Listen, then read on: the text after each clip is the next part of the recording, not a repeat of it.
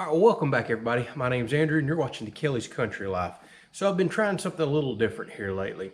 We're doing a pole barn house build and I'm documenting the entire build. But what I've started doing recently is as I get tools, say the scaffolding or now this new pneumatic nailer, I've decided to show it off. Maybe not so much in a review form, but include it in the video, and we're going to show it doing a lot of work today. So real quick, we'll go over the model that I got, why I chose it, because there's a lot of different options out there, and maybe it's some of the things that you haven't thought about.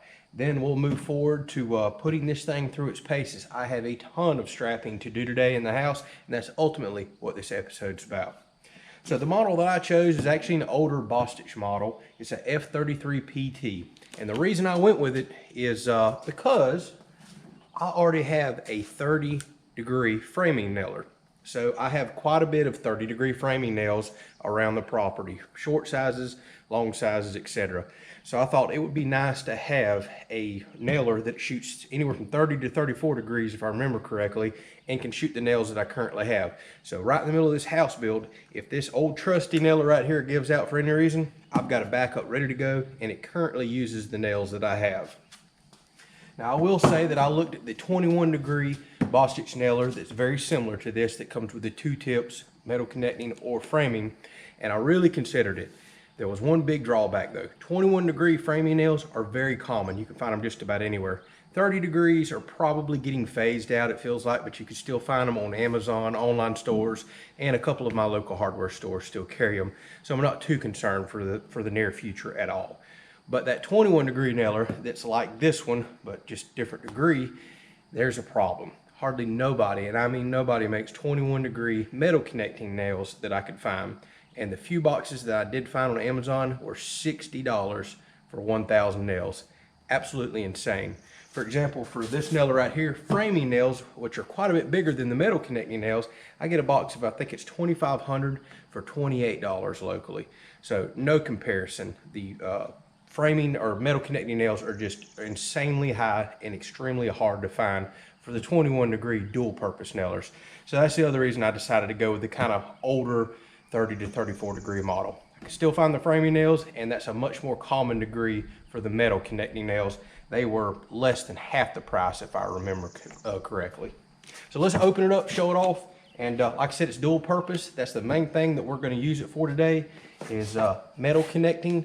I have literally thousands of nails to put through metal connecting straps here. You can either do it by hand, which will take forever. I've got a palm nailer, which is great for very tight spaces, but I think the metal connecting function of this is going to be perfect for these. I should also mention probably one of the best metal connecting nailers out there review wise, and that I really considered, was the Bostitch, I think it's MCN 250, but it was over twice the cost of this nailer. Now that's a dedicated strapping nailer for metal connectors, much smaller, much more lightweight. If I were doing this for a living, I would absolutely have a dedicated metal connecting nailer. But the fact that this can be a backup framing nailer as well as metal connecting, I really like that. Now it comes at a cost, much heavier, much bulkier, but again, I have a backup palm nailer for the really tight spaces. So it's not a perfect nailer, but I think it's going to be a good dual purpose nailer. So in the box, it comes with two interchangeable tips. That's the feature that I really love about this gun. It's got the standard framing nail tip right here, or a metal connecting tip that actually has a plunger. We'll get this out of the package and show it off, because that's what this is really about. It also comes with a sequential fire trigger and kind of a single stage. I forget exactly what they call it there.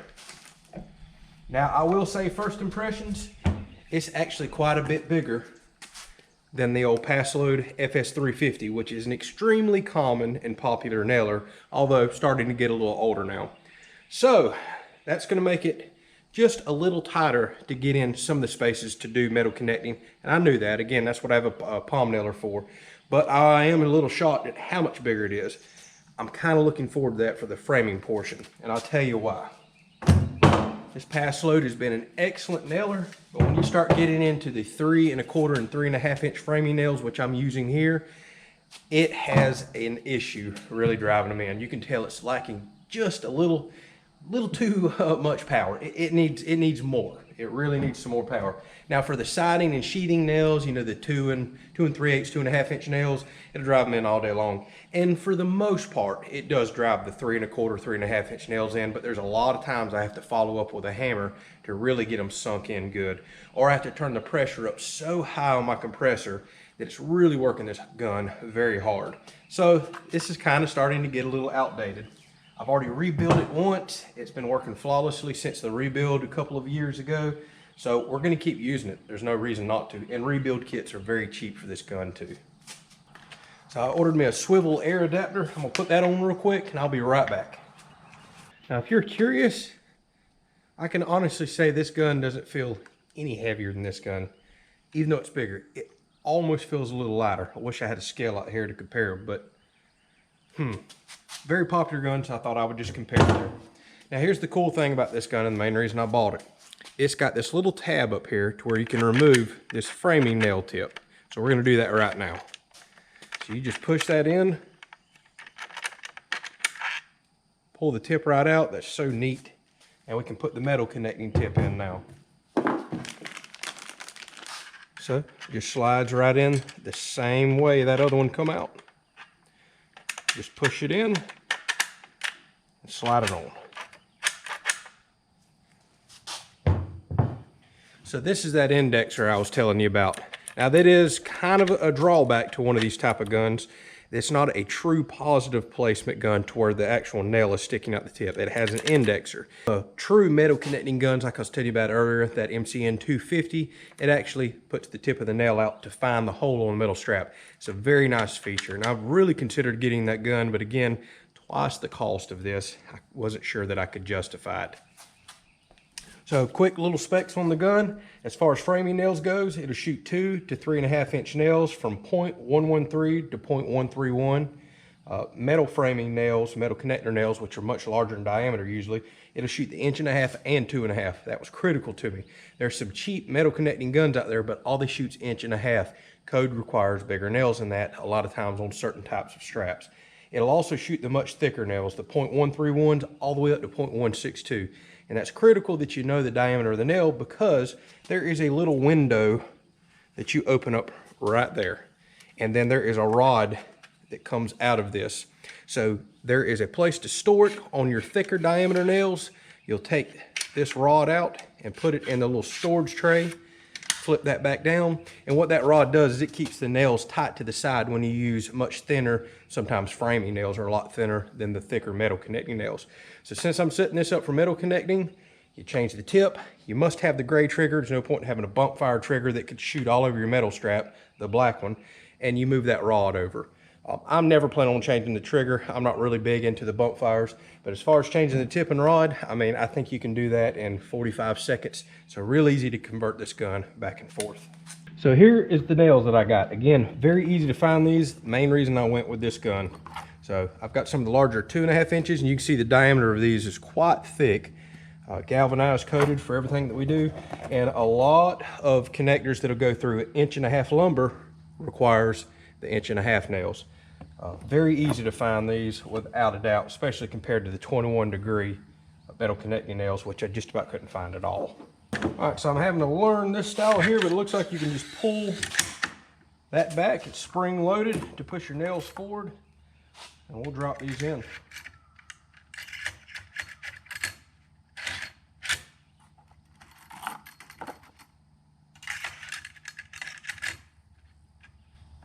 Got a release on the back. Simple enough. Enough talking. Let's go use this thing. Now I know this morning sun is bright and it's hard to see, but we're gonna do a lot of strapping today. So I'll show this off some more as the sun changes. But you can see here is one of the Simpson SP6 straps that's required for this job that I'm doing here. It's got 3 holes in it, and I have already strapped it on the outside. It is time to nail and strap it on the inside. So what you do is take that metal indexer. I'm not going to touch it now that the gun is charged with air. And apparently you just put it right into the hole. Very easy to see, slips right in.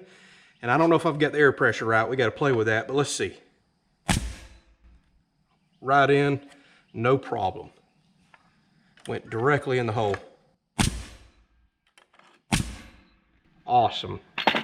3 of them right in the hole, just like it should be. I think I might turn the air pressure up just a little. I'm only at 90 or 95 PSI.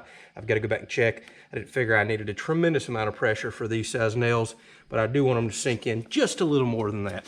So that couldn't have worked any better. It did not miss the holes at all. This is gonna work out beautiful. All right, I bumped the air up just a little.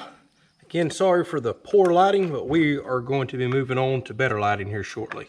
Just stick the indexer in the hole. Wow, awesome.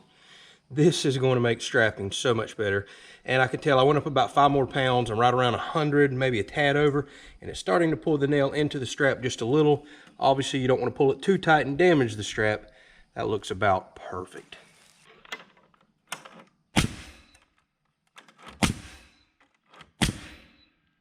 Wow, I love it. I was afraid the indexer was going to be much slower than a true positive placement nailer with the tip sticking out, but not at all. It's easy to find that to slide right in the hole. I mean, just no problem at all. It just falls right into the indentations. Pull the trigger and go.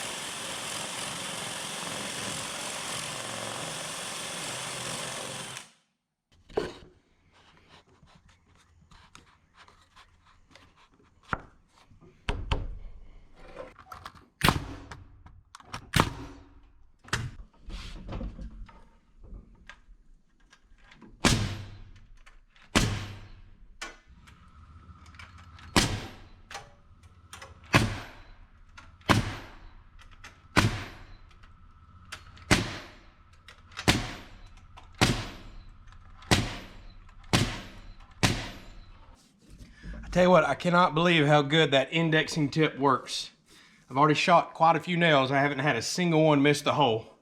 I was a bit skeptical of that, but doing a really good job. The other thing I like about this gun that's always kind of bugged me with the pass load is it'll allow you to shoot until you run completely out of nails. The pass load will stop with 2, 3, maybe even 5 nails in it, then you can't shoot anymore.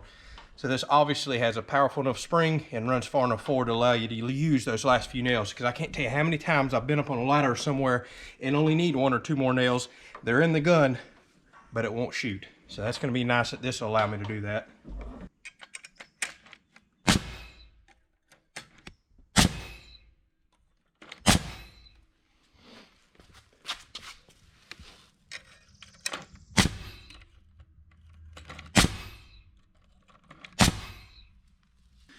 All right, so my first initial thoughts of the Bostitch F33PT, I really like it. And now that I've been using it one-handed, I can say without a doubt this is even lighter than my smaller pass load, which is great because when you're up doing a bunch of metal straps in tight places, I can already tell you this is going to get heavy, no doubt about that. But again, trying to save some money, use a nailer that's dual purpose, and probably coming up in an episode or two, we're going to be doing the big balloon frame walls on this house. If you're curious, I'm going to swap out to the regular framing tip, and we're going to run some 3 1/4 and 3 1/2 inch nails through it and see how it works. I have a feeling with this big air housing and as many foot-pounds as they're claiming for this, it's going to outperform that pass load too. And not to keep comparing it to that, because I mean that's an older model, which this kind of is too, but that pass load model right there has just been such a popular unit amongst a bunch of people. I know a lot of y'all have it, so I'm trying to give a fair comparison to that. Most people will definitely say pass load's a better brand. I've had excellent luck with Bostitch. I have 2 brad nailers, I have a stapler, I have a coil nailer, and now I have this framing slash metal connector nailer. They've all been excellent. I've had them for probably 7, 8, maybe 10 years now I think about it. Pancake compressor from them too. Yeah, they're cheaper, but they've actually been holding up. And supposedly they come with a 7-year warranty as well. That's what's on the box. I don't know how good it is. I've never had to use a warranty before. So maybe some of y'all will chime in on that. But initial impressions, really do like it. We're gonna use a lot more. If you're really interested in what I'm doing right here, building this pole barn house, don't forget to subscribe to the channel down there. Gonna be a lot of building over the next several months, using many different types of tools on the channel. And don't forget to hit the thumbs up down there if you like this video. It's not over. I'm about to throw it in fast forward. I think I've done showed this nailing enough of those metal connectors. You get the idea. It really does work. But we're about to knock out the rest of this strapping, and I'll slow it back down towards the end of the video. We've got to fix a mistake that I made over there, and that should wrap the video up for the day. But it's not over. At least the review portion kind of is. Let's get to work.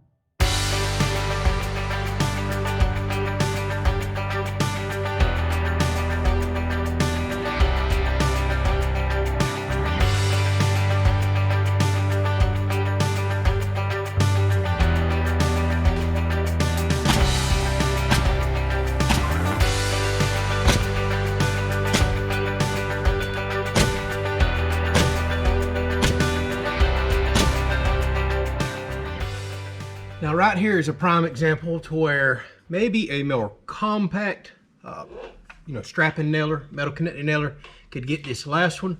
But as far as bending this over the top plates and getting in, I don't think of any kind of pneumatic nailer could get that other than the little palm nailer. This is where it shines.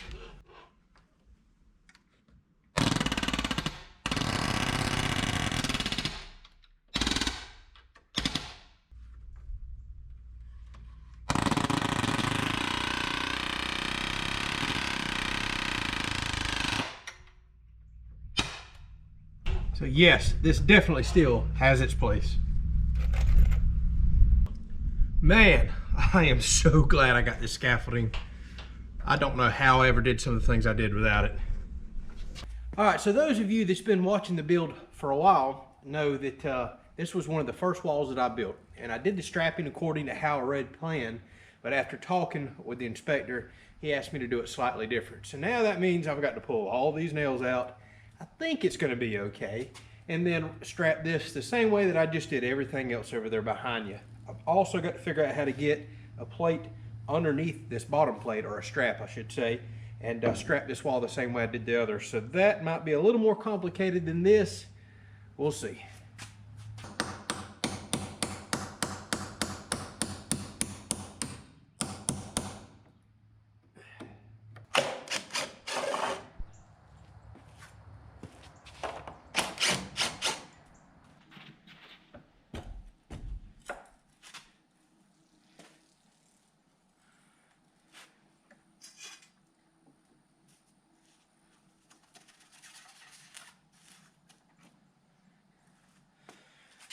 Oh, that worked out good.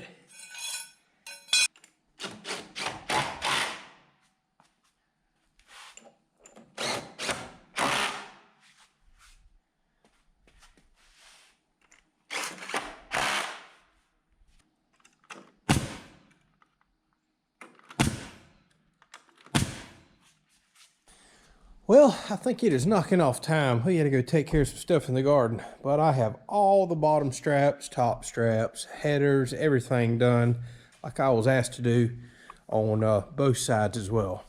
Down here did take a little while, but thank goodness for that scaffolding. I mean, it helped out so much having the tall one on one side and the short one over there on the other. I was able to get all the way up and above the top of those 12-foot walls right there to do the last of that strapping. So we'll kind of see how the inspector says with all that, but at the end of the day, there is no uplift on these walls. They are not attached to the roof. So the strapping should be technically overkill as it is anyways. As far as this side goes, it wasn't too terribly bad. I was able to stick a crowbar underneath the wall as you've seen, lift up, and get the straps underneath to get that back to code like the inspector asked for. I've got straps inside and outside on this wall. So technically the strapping as of right now on all the walls that are up is done. So what'll be coming up next, we're going to start building this big balloon frame wall. We'll start on that tomorrow morning. It's going to take me a few days, I would imagine. I already see a couple issues with that back truss having a bow in it, so things aren't going to line up. I got to figure out how I'm going to support that, because technically the back wall is going to be a load-bearing wall, because the plans do show removing that center brace. Still trying to decide if I'm actually going to do that or not. So that should be a fun and interesting build. Then we'll move down to this big balloon frame wall right here, and it's going to be a lot more involved. A bunch of windows in it, a bunch of 2x10 headers. It'll take a few days as well, no doubt about that. Hopefully y'all enjoyed this episode. That new nailer is working out so good. Not a single missed hole today, not a single missed fire. It did really, really well. I think it's going to be a really good purchase. I'm happy thus far. I can see where once I start doing attic rafters and things like that, it's probably going to get a bit cumbersome and heavy. But again, it being dual purpose like it is, I love having that option. Actually, I just swapped the tip out a minute ago and shot some framing nails in when I redid a little bit of stuff in the window. You can tell it's got quite a bit more power than my pass load. And the 95 or 100 PSI I'm running right now is driving nails just as deeper than 120 PSI I'm having to run on that pass load. So I think it's a really good purchase right now. I've realized I have shot over 525 nails just today alone in the strapping.